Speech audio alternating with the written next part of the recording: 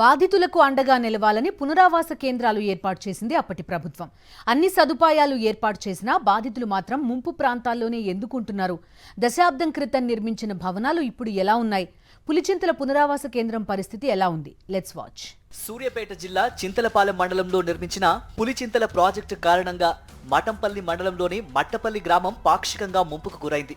దివంగత నేత వైఎస్ఆర్ హయాంలో బాధితులను ఆదుకునేందుకు చర్యలు తీసుకోవాలని అధికారులను ఆదేశించారు. 2005లో దాదాపు 120 కుటుంబాల కోసం స్థానికంగా ఉన్న సుల్తాన్పూర్లో సర్వే నెంబర్ 540లో 10.2 ఎకరాల భూమిని మట్టపల్లి బాధితులకు కేటాయించారు. పక్కా భవనాలతో పాటు కనీస వసతులు కల్పించారు. సీసీ రోడ్లు, అంగన్వాడీ కేంద్రం, కమ్యూనిటీ హాల్, వాటర్ ట్యాంక్, డ్రైనేజీని సైతం నిర్మించారు.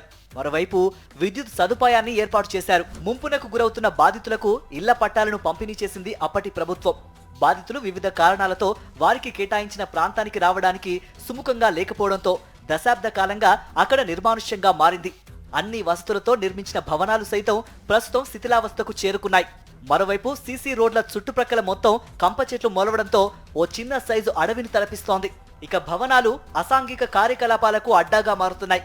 మరోవైపు ఎవరూ లేకపోవడంతో దొంగలు స్వైర విహారం చేశారు. అక్కడ ఏర్పాటు చేసిన పాఠశాలలో కిటికీలు, ఎలక్ట్రానిక్ వస్తువులను ఎత్తుకెళ్లారు. అక్కడ భవనాలు ఏర్పాటు చేశారు, రోడ్లు వేశారు. అదంతా కూడా శిథిలావస్థకు చేరుకుంది. అదంతా కూడా అసాంఘిక కార్యక్రమాలకు అడ్డాగా మారిపోయింది. అప్పుడు ఆ ధనాన్ని వ్యయం చేయకుండా, ఆ ధనాన్ని వృధా చేయకుండా మా మట్టపల్లిలోనే అంత అందంగా, అంత సుందరంగా మా మట్టపల్లిలోనే ఆ భవనాలు, ఆ రోడ్లు నిర్మించి మా మట్టపల్లి, మా ఎన్ఎస్సీఎల్ గ్రామస్తులందరికీ కూడా స్థలం కేటాయించినట్లయితే ఈరోజు మా ఊరు సరిహద్దు రాష్ట్రాల్లో మొట్టమొదటి ఊరు కాబట్టి చాలా బ్రహ్మాండంగా ఉండేది. ముంపు బాధితులు మాత్రం సుల్తాన్పూర్ తండాలో కాకుండా మట్టపల్లిలోనే సర్వే నెంబర్ 1లో స్థలాలు కేటాయించాలని కోరుతున్నారు.